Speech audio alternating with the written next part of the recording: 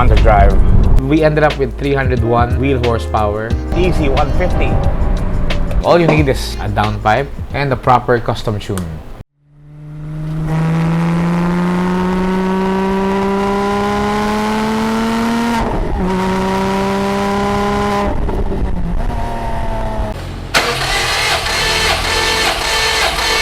Check natin yung compression. Ilan? 145. So, nakakadalawa na tayo. 145 din. Tapos, palitan natin yung spark plug. Ayan, bago. Para pag baseline natin bukas. Fresh yung plugs, walang leak, bago oil. Tingnan natin yung numbers bukas. Okay guys, so tapos na tayo mag-change oil. Tsaka plugs, conversion test, okay lahat. So, all stock ng STI ito. So, ikot lang natin before tayo magkabit ng downpipe para mayroon akong review ng before and after tune. So, medyo matagal na rin huling drive ko ng stock na STI. So, refresher to para mas mapag-compare ko yung bagong tune at saka yung bagong tune pagkatapos niya i-tune. So, bukas i-baseline tayo na natin to para makita yung before ng fresh yung plugs, fresh yung oil, fresh lahat. So, if you notice, sobrang tahimik ng all stock. Ay, nako, sus Mario, ginagawa mo kuya. Initial impression dito sa STI.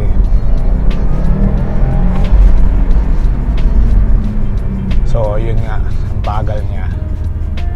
So, pag nag-test ako ng ganitong STI nang hindi ko alam yung kung anong laman, dahil sanay na ako sa puro may load, isipin ko sira siya. Kasi, ang bagal niya. So, hindi sa nilalait natin yung mga STI na stock pero you should at least get it tuned para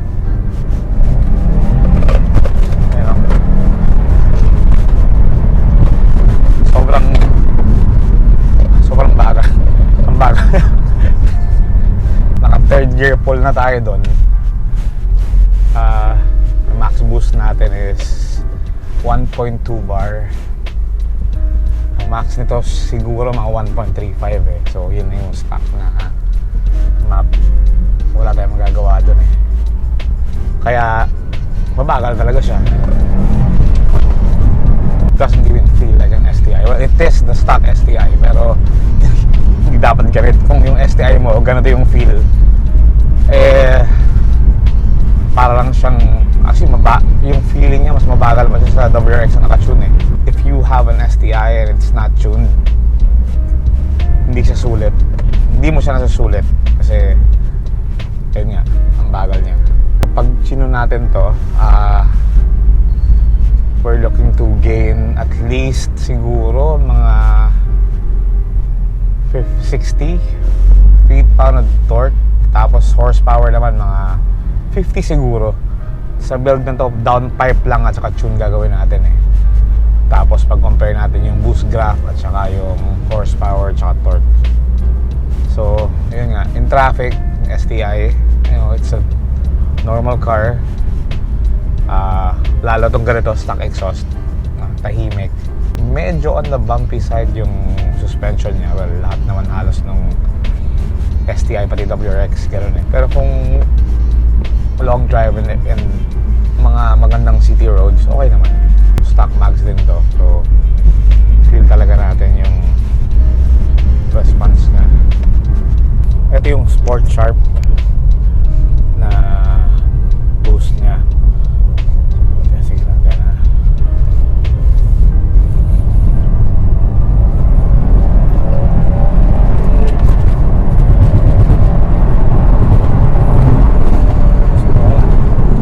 sagat na nakataw yan. 1.2 bar sa third gear.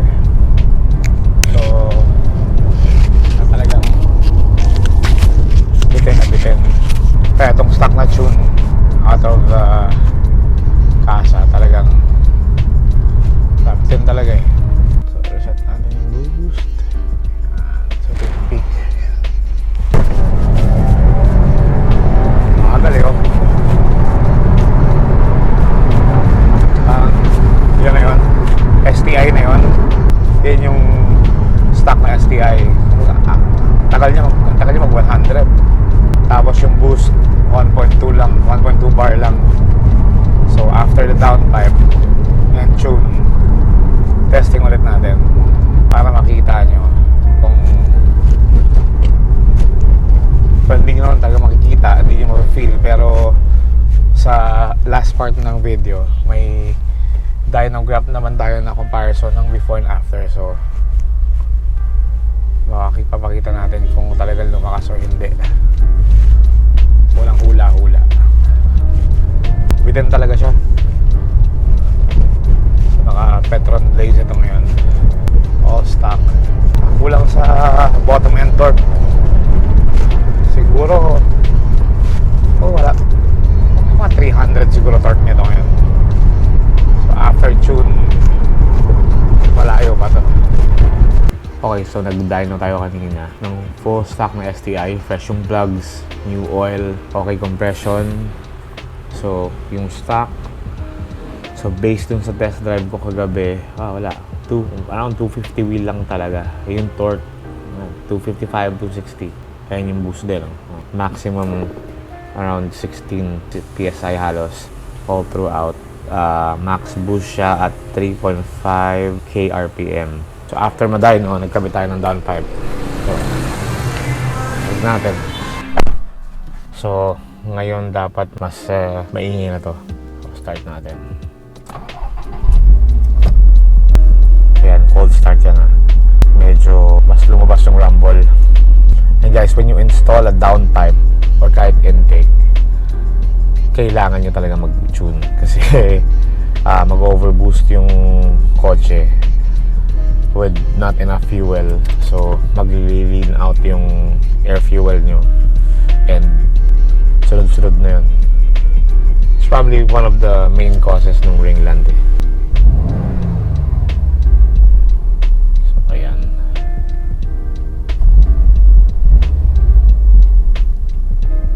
Labas.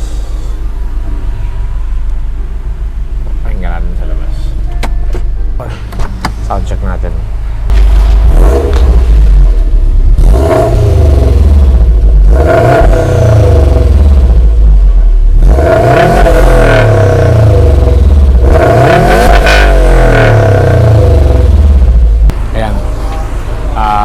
Medyo gumanda yung tunog niya kahit naka-stock exhaust because of the downpipe. Tingnan natin kung mag-tune natin ito mamaya.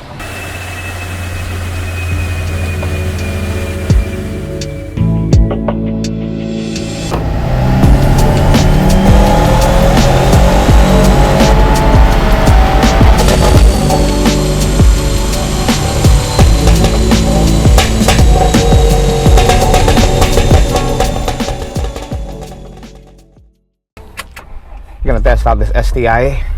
So this car, we got it yesterday. It was bone stock. Just to show how much power it really has, we changed the spark plugs to a new one, changed the oil, and did a baseline dyno. So baseline dyno of the car came up around 250 wheel and 250 torque. And that's low for an STI. If you have an STI and if it's stock, it has 250 torque and 250 wheel horsepower. That's 250 feet-pound of torque. We added a downpipe and a custom tune from ECUTEK from Speedworks. That's a 2-hour job. 1 hour to install the downpipe and an hour to tune. And we ended up with 300 wheel horsepower. That's 50 wheel horsepower increase, and I think it was 330 feet-pound of torque. So that's 80 feet-pound of torque. So I test drove the car when it was stock, and it feels broken. It doesn't feel right. But now, now you can feel the torque. 330 foot-pound of torque from 250. It's a whole new motherfucking world. Overall response of the car is a lot better. Boost up a lot earlier. and you can feel the power band all throughout. This is what a stock STI should be, not 250, that's too slow. 250 wheel and 250 foot-pound of torque on a STI. That's a tuned WRX with a 2-liter engine. But now, this is now fun to drive. Enough torque to get your ass planted on your seat. Enough power to get you to 150 really, really fast. You know? This should be the minimum basis of what an STI is, not 250. That's like a fucking joke. If you have an STI and if it's stock, at least get it tuned so you can enjoy the car's full potential. This is now fun to drive. We installed just a downpipe. Intake is stock, like the cutback is stock. It's not too loud. You can hear the rumble a little bit compared from the stock one, but the power and the torque you get, now you're getting what you paid for from an STI. I can call this an STI now, not the WRX. So the stock STI it's not good enough. The stock boost of the stock STI was a 1.1 bar. Now here we're at almost 1.4. With an intake and headers, this should go up to around 1.5. Around 25 to 30 more wheel horsepower. Torque won't change anymore because that's the max this stock turbo can give. Drives nothing like the stock. Spools a lot earlier. Okay, so I just finished driving this car. This now feels like a proper STI. Now with 300 wheel horsepower and 330 foot-pound of torque. Shout out nga pala VAOC, VA Owners Club. Kung may ganyan sticker, yan yung malalakas. Bone stock STI with just a downpipe and a tune. I now dub the an STI, not a fake STI. The stock STI is a fake STI. I don't like it. Looks good, feels good, but it doesn't drive good. There's just not enough power. This car's heavy, and a heavy car with just 250 feet-pound of torque, it's just not gonna cut it. But now feels better. The fucking easy 150. The response is a lot quicker compared to the stock one. Stock everything except for the downpipe and a custom tune. If you want to make your STI a real STI, at least get a tune and a downpipe. It's really gonna change everything. It's just so nice how very minimal upgrades can do to your car. We've been doing STIs for maybe 5 years already. We also did a lot of mistakes in the past, but through our research and development, we figured it out. It's just all you need is the fucking downpipe and a tune to get 300 wheel horsepower and 330 foot-pound of torque on Petron Blaze. Install takes 1 day. It's not even funny. It takes 1 day and you get 50 wheel horsepower and 80 foot-pound of torque. The cost under 100,000 pesos. It's really, really cheap. This is what I call a real STI, not a fake one. I'll discuss the dyno graph in a bit on the later part of the video. This now is a pass. Not like when I first tested it. When I first tested it, it was really lousy. The boost comes up really slowly. And when you get up to 5,000 RPM, there's no more power. There's no more power. There's no more torque past 3,500, 4,000. I'm really happy with the results. I'm sure the owner will be too. So, okay guys, dito na naman tayo sa ilang kabayo ka ba segment ng video natin. So today we are gonna discuss the stock STI dyno graph. So we have a customer who has a bone stock STI 2019 STI. Oh no, I think it's 2020. Same lang naman. So, we went out and got a baseline dyno. So, baseline meaning everything is stock on pump gas. And before we did the baseline, we changed the oil, we did a compression test, and we made sure the plugs are new. Para after tuning and installing what we installed, fair yung ano niya, yung figures. Anyways, the stock STI has 250 wheel horsepower and 255 to 260 foot-pound of torque only. That is slow. That is slow, very slow. Stock boost is around 1.2 bar, 16 psi. Yeah, it's really slow. Just wanna show everyone what do you need to install in your car to get to 300 wheel horsepower. Now, some people, if you ask them, you need this, you need that, you need this and that, very misleading. All you need is a downpipe and a proper custom tune. In our case, we got a custom tune from Speedworks using the ECUTEK software. Okay, so after the baseline dyno, we installed this downpipe. So it's an Invidia catless downpipe. So as you can see here, downpipe catless, okay, and then we had it tuned again.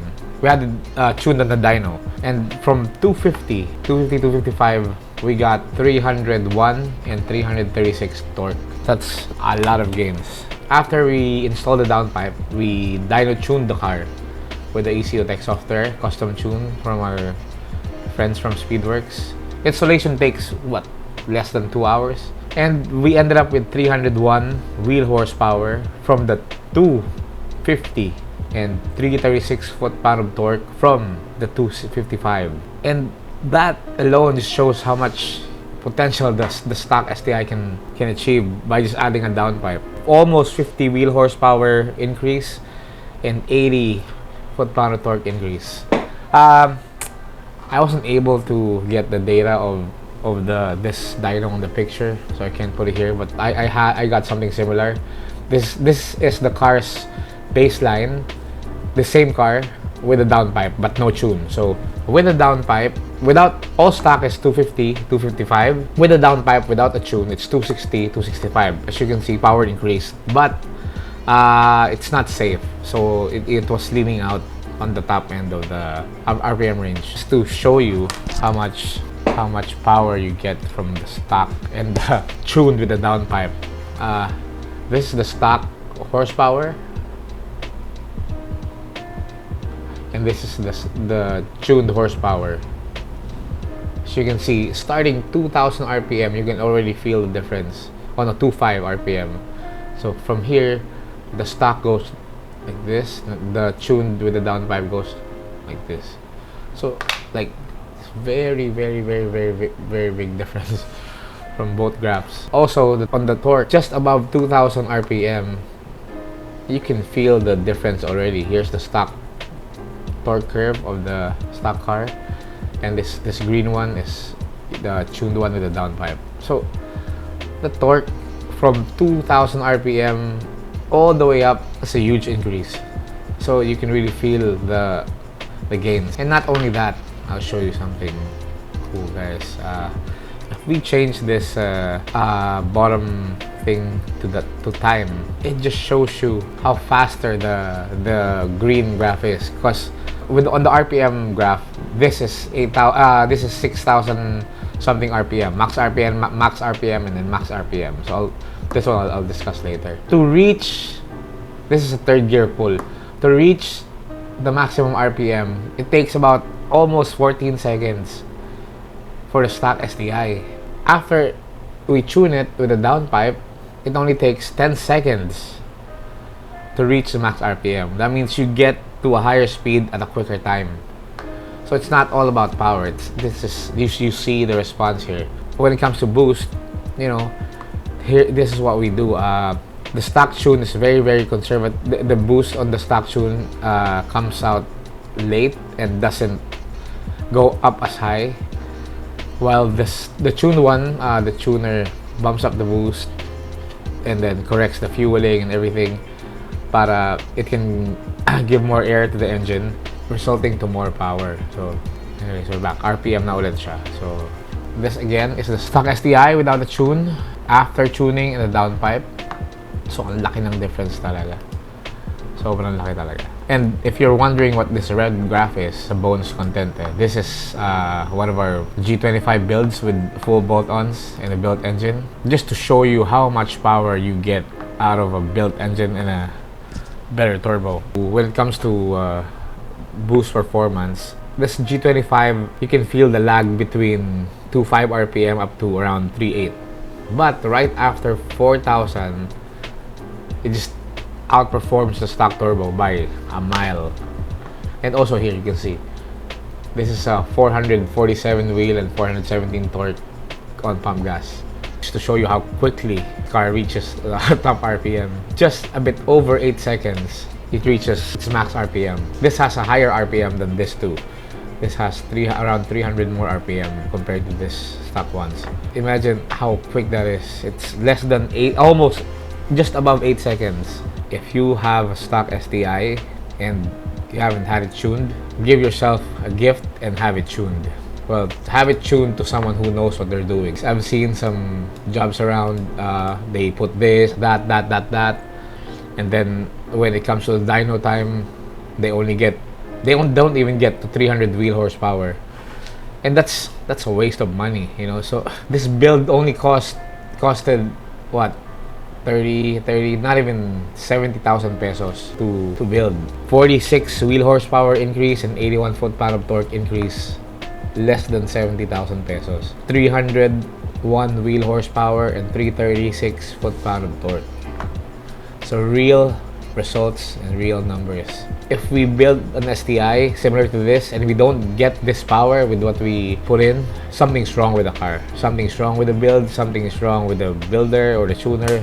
Something is wrong, because we've done a lot of these, maybe more than 50 already. Again, this blue graph, it's a bit higher than the stock because this already has the downpipe installed, so automatically increase the power, pero the air fuel mixture is a bit on the lean side, so it's not good if you don't tune the car. It's dangerous. So there again, guys, this is the stock graph, this is the tune graph. So guys, ayan, I took the red one na. Very simple build, just a downpipe and a custom tune. You will get a lot more from your STI. So if you have a stock STI, actually 2007 Hawkeye pataas, they all have the similar figures, around 250 wheel and 250 foot-pound of torque. So if you have a stock STI, at least give it a tune, you know, so you can maximize your car. This setup is very reliable based on our own personal experience. We have done maybe more than 50 of these, and it's very simple. Downpipe and a tune, that's it. If you want to add an intake, you get a bit more power, that is good too. But make sure whoever does your car knows what they're doing, because so you don't waste your money and time. Before we do all our tuning and dyno tuning, we make sure the car is ready by checking its compression ratio, the engine compression ratio. It has to be up to spec. We make sure there's no boost leak.